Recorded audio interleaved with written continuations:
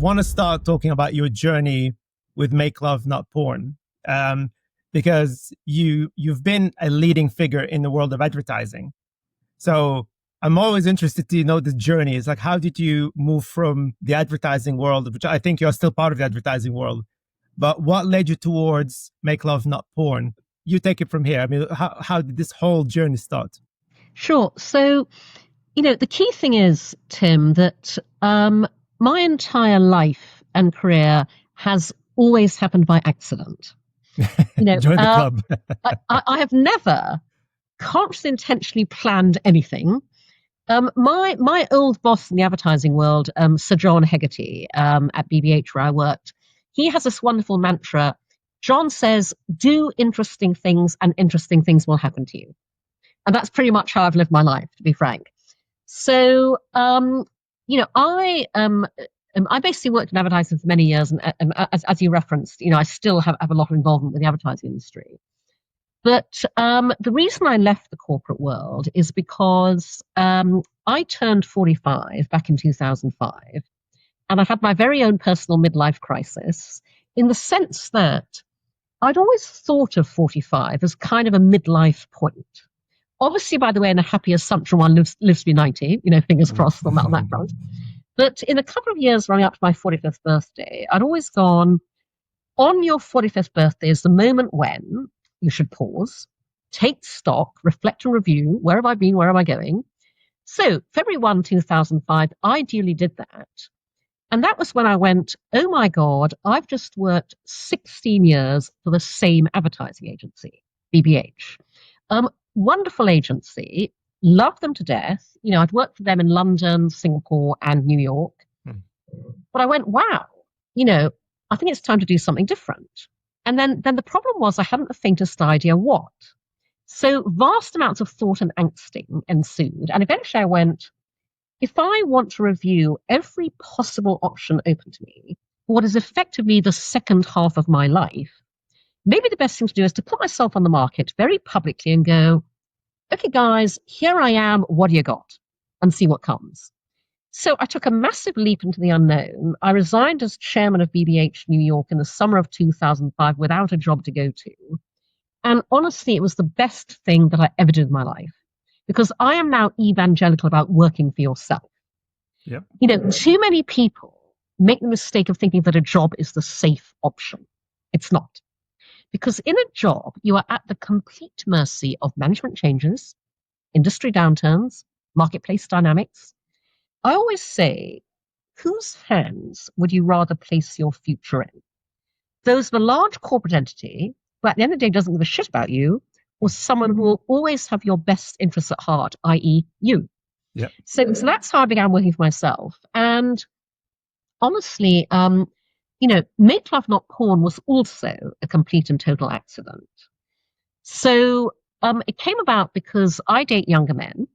And incidentally, dating younger men was an accident too. and what I mean by that is, back when I was running BBH New York, we were asked to pitch for an online dating brand. And this is like 22 years ago now, okay? That this brand was coming out of the UK, wanted to take on Match in the American market. And in the advertising industry, when you pitch for a client's account, you have to experience the client's product and the entire competitive landscape. So we all had to online date.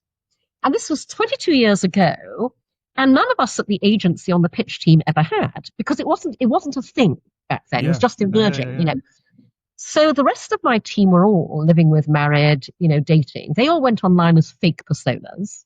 I was single. I thought, I have to do this for business reasons. Why not do it for real?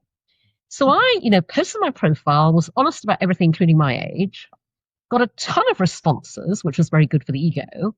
But much to my surprise, because I'd never thought about this as a dating strategy, most of those responses were from younger men. And I thought, gosh, hadn't thought about that, but works for me as someone who never wanted to be married, never wanted children, etc. So I've been dating younger men very happily for the past 22 years. But about 17, 18 years ago now, I began realizing through dating younger men that I was encountering an issue that would never have crossed my mind if I had not encountered it so very intimately and personally. I realized that I was personally experiencing what happens when two things converge. And I stress the dual convergence because most people think it's only one thing. I realized I was experiencing what happens when today's total freedom of access to hardcore porn online meets our society's equally total reluctance to talk openly and honestly about sex. When those two factors converge, porn becomes sex education by default in not a good way. Yep. So I found myself encountering a number of sexual behavioral memes in bed. I went, well, I know where that behavior is coming from. I thought, gosh, if I'm experiencing this, other people must be as well. I didn't know that because 16 years ago, nobody was talking about this. No one was writing about it. This was me in isolation as a naturally action-oriented person going, I'm going to do something about this. So 15 years ago, purely as a side venture, I put up on no money a tiny clunky website at MakeLoveNotPorn.com that in its original iteration was kind of a public service announcement. Porn world versus real world. Here's what happens in the porn world. Here's what really happens in the real world. I launched at TED in 2009. I became the only TED speaker to say the words, come on my face, on the TED stage, 6 times in succession. The talk went viral as a result. And it drove this extraordinary global response to my tiny website that I had never anticipated. Thousands of people wrote to me from all around the world, young and old, men and female, straight and gay, pouring their hearts out, telling me things about their sex lives and their porn watching habits they'd never told anyone before. And I realized I'd uncovered a huge global social issue. And so that was the point at which I went, oh my God, I now have a personal responsibility.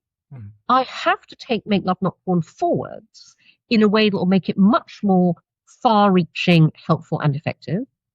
And so I turned it into a business designed to do good and make money simultaneously, which is what I believe ultimately all business should be doing. Yep. And so today, Make Love Not Porn is the world's first and only user-generated and importantly 100% human-curated social sex video sharing platform. So a kind of what Facebook would be if it allowed you to openly, healthily, sexually self-express, which it clearly doesn't. The way to think about us is, if porn is the Hollywood blockbuster movie, Make Love Not Porn is the badly needed documentary. We are a unique window onto the funny, messy, loving, wonderful sex we all have in the real world. And what we're doing is we are socializing, normalizing, and destigmatizing sex, bringing it out of the shadows into the sunlight to promote consent, communication, good sexual values and behavior. We are literally sex education through real world demonstration. Sounds awesome. I mean, that's like, well, everything you said is purely what an entrepreneur is. It's like, sounds like my story as well. And just as a side note, actually, I did meet John Haggerty years ago. He was one of the VCs I pitched to. Yeah. Oh my God, that's fantastic. He's a wonderful, wonderful human being. It's really cool, actually. Yeah, it was very kind of like a father figure. You know what I mean? Like he's like he likes to advise and everything. So totally.